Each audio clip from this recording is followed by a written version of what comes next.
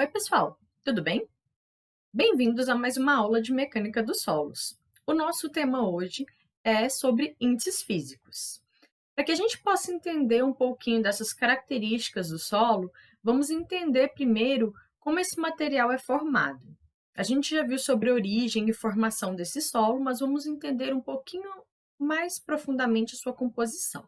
Então, a coisa mais importante que a gente precisa entender é que o solo é formado por elementos pertencentes a cada uma das três fases físicas.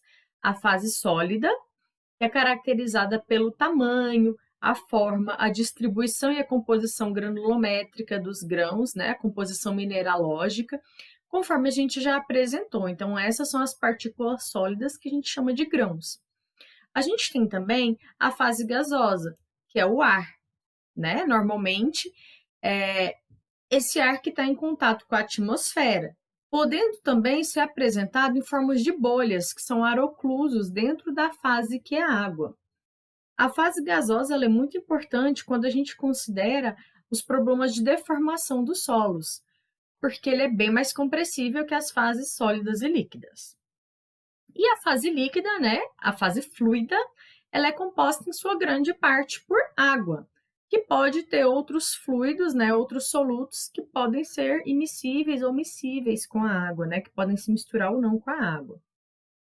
E a gente pode ter essa água de diferentes formas no solo, mas é difícil a gente isolar a forma em que essa água está. Então, o que a gente pode considerar é exatamente isso: a fase de partículas sólidas, que são os nossos grãos, a fase ar, que é o ar atmosférico e também as bolhas de ar que podem estar presentes, e a fase água, que está presente aqui. Então, a gente entende, né, que os índices físicos vão ser as correlações entre essas fases. Como isso funciona para a gente? Eles vão ser relações entre massas, ou entre massas e volumes, ou entre os volumes constituintes do solo. E a finalidade de se determinar esses índices físicos é caracterizar as condições existentes no meu solo, porque cada índice físico ele desempenha um papel muito importante quando a gente estuda as propriedades do material.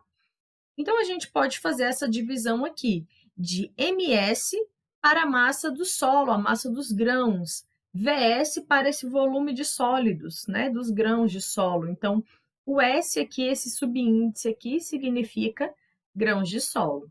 A gente tem ainda a massa de água e o volume de água representado aqui por VW e MW, porque vem do inglês aqui de water. Então, a água está representada aqui nesse subíndice. E o ar também. Massa de ar, que a gente normalmente não considera, porque eu não consigo, né, pesar o ar numa balança convencional, obter essa massa, e o volume de ar. Então, a gente tem aqui o ar representado por VA e MA.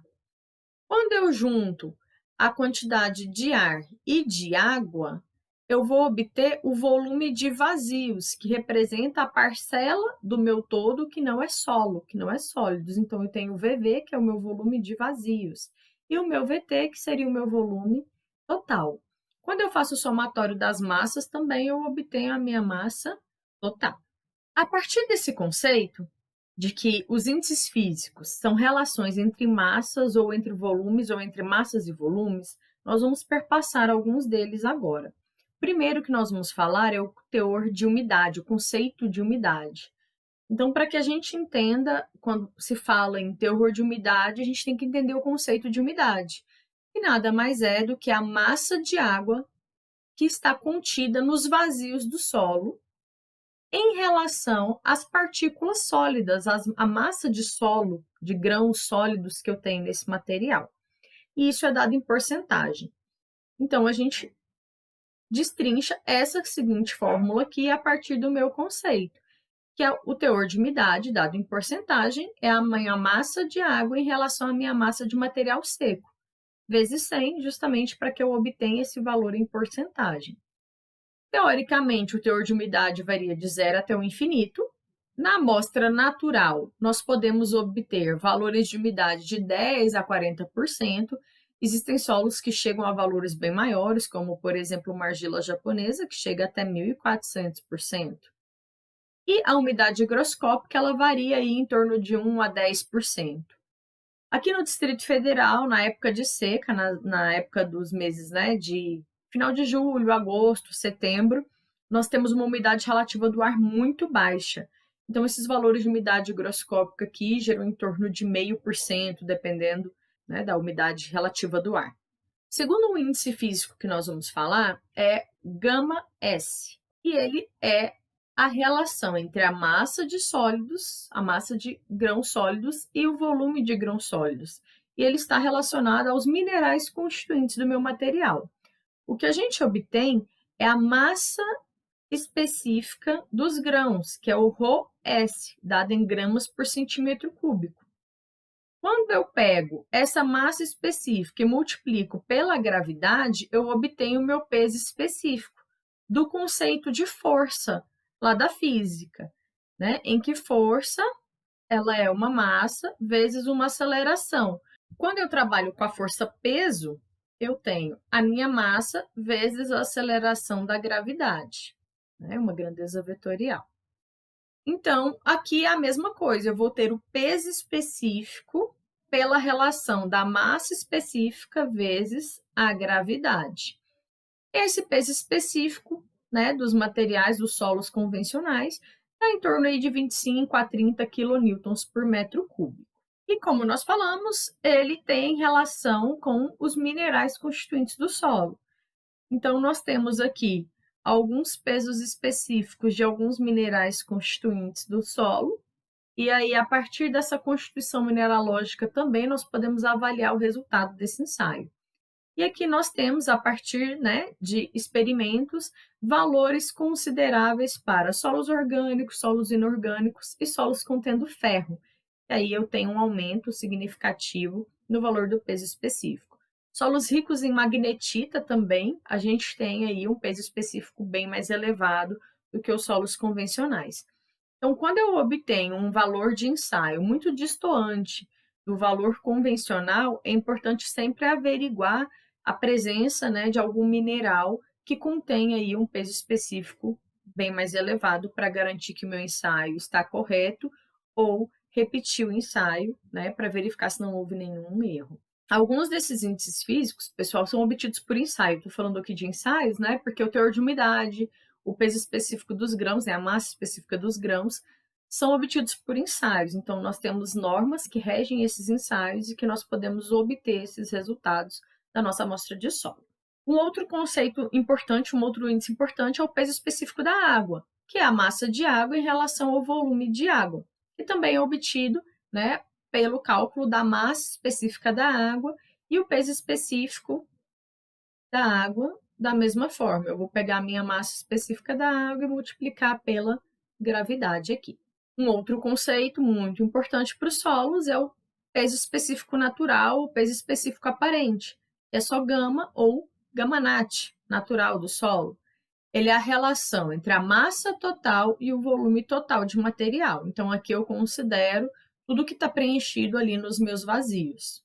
Então, eu obtenho aqui a massa específica aparente, e aí, a partir dela, eu obtenho o peso específico aparente, ou peso específico natural. Os valores mais convencionalmente encontrados variam entre 16 a 21 quilonewtons por metro cúbico, e a gente tem ainda o conceito, né, de massa específica saturada, densidade saturada, que é quando todos os vazios estão preenchidos com água. Então, na condição saturada, eu sei que o meu volume de vazios ele é correspondente ao meu volume de água. E eu também tenho a densidade submersa do solo, que nada mais é, né, do que a saturada menos o peso específico, a massa específica da água. Então, é importante esse conceito aqui, quando eu estou na condição natural, e aí, se eu quero obter os dados da condição efetivamente natural, eu preciso conservar as características do meu solo, assim como ele está em campo. E uma das amostras que conserva isso, né, a amostra que conserva isso para a gente, é a amostra indeformada. Se a gente lembrar lá da aula de amostragem, é o motivo da gente ter o mínimo de perturbação possível e conservar ao máximo as características naturais do solo como ele está em campo. Um outro conceito importante é o conceito de peso específico aparente seco. a gente tem aqui o conceito da massa específica aparente seca, que é a minha massa de solo em relação ao volume total. O conceito de peso específico aparente e peso específico aparente seco são importantes quando a gente trabalha com compactação de solos, bem como o teor de umidade.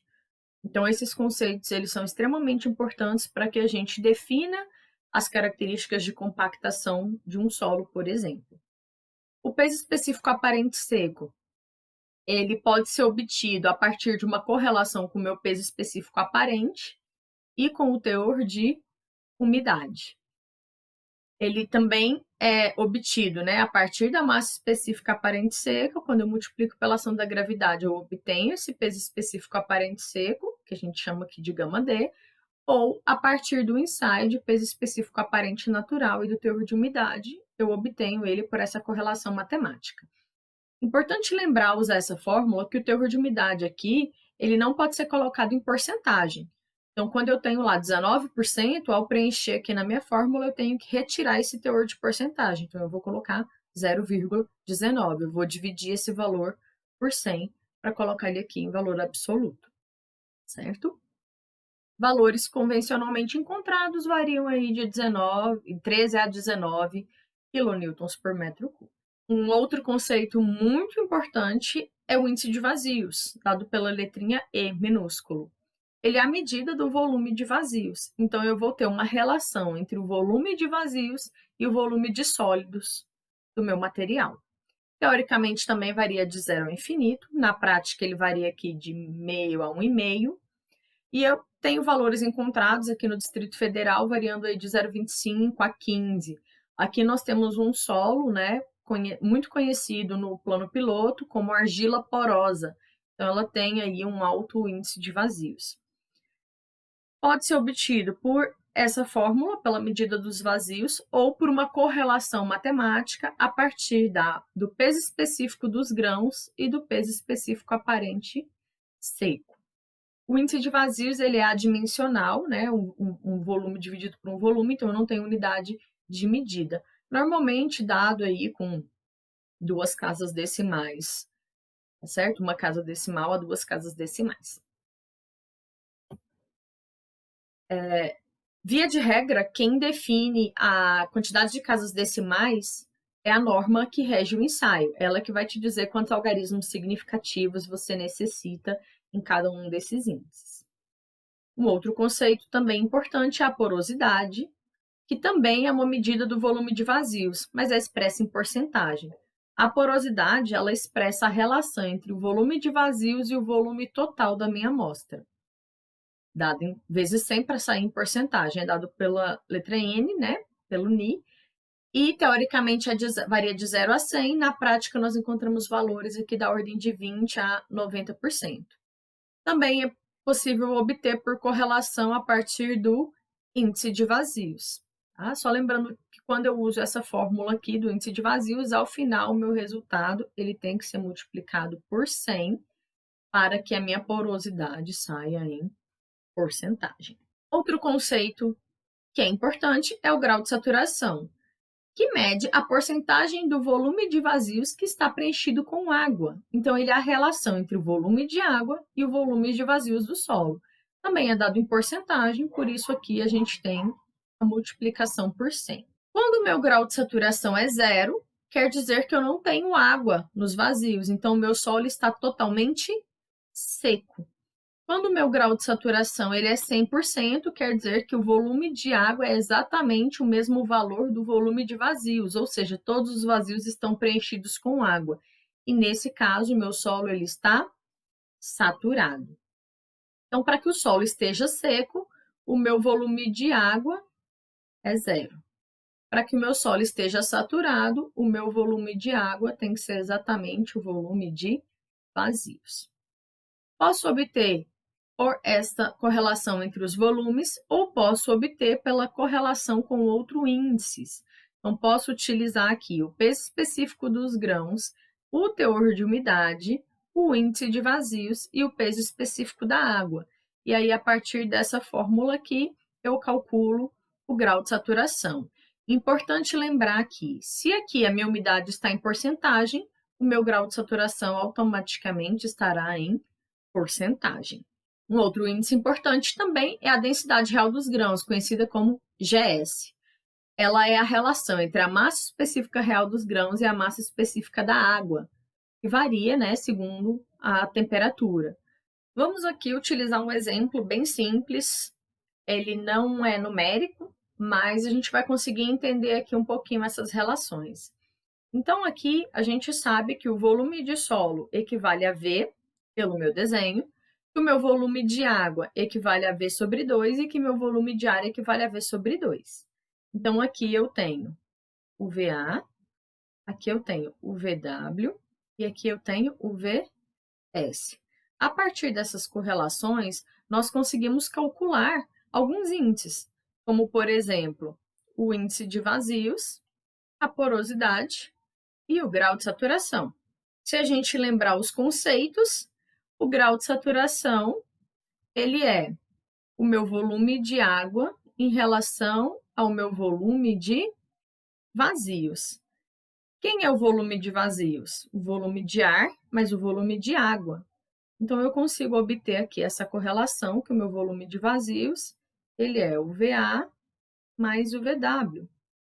Esse volume de vazios, ele equivale a V sobre 2 mais V sobre 2, que equivale a V. Então, o meu grau de saturação, ele vai ser o quê? O volume de água, que é V sobre 2, dividido por V. É uma divisão, né, com fração, eu conservo a primeira e multiplica pelo inverso da segunda. Então, eu sei aqui que o meu grau de saturação, vamos lembrar aqui de multiplicar por 100, né, porque tem que sair em porcentagem. Vai ser V sobre 2 vezes 1 sobre V. Vamos inverter a segunda. Tudo isso vezes 100. V cortar com V. Aqui vai ficar 100 dividido por 2, que equivale a 50%. O mesmo raciocínio pode ser feito para que a gente calcule o índice de vazios e a porosidade. Vamos lá calcular o índice de vazios e a porosidade agora. Então, vamos lembrar aqui o conceito, né? Que a gente já somou aqui o nosso volume de vazios e que a gente sabe que ele é V. Lembrando o conceito de índice de vazios, que é o volume de vazios em relação ao volume de solo, nós temos que o meu índice de vazios é V dividido por V. Então, isso aqui vale 1. Fazendo analogia com a porosidade é a quantidade de vazios em relação ao volume total da minha amostra vezes 100. Posso também fazer a correlação pelo índice de vazios. Vou fazer a correlação pelos volumes primeiro. Quem é o meu volume de vazios? Meu volume de vazios é V. Quem é o meu volume total? É a soma de todos aqui, que equivale a 2V. Corto V com V, continuo 100 dividido por 2. Então, a minha porosidade aqui, ela vale 50%.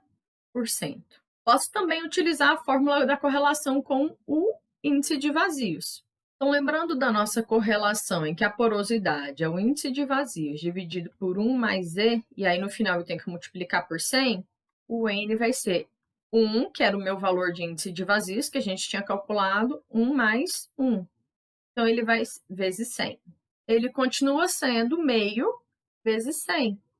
E também eu chego na resposta de 50%. Então, com isso, a gente consegue calcular os índices de vazios a partir, seja da relação entre os volumes ou a partir de correlações. Então, eu consigo calcular os índices físicos do meu solo. Consigo calcular todos os índices em que eu tenha os valores e as correlações matemáticas. Então, pessoal, eu espero que vocês tenham gostado da aula de hoje. Nas próximas aulas, nós vamos nos aprofundar um pouquinho em cada índice físico que a gente realiza ensaio para obter, vamos aprender um pouquinho sobre o ensaio e vamos nos aprofundar um pouquinho sobre os cálculos. Vejo vocês na próxima aula. Bons estudos e até lá!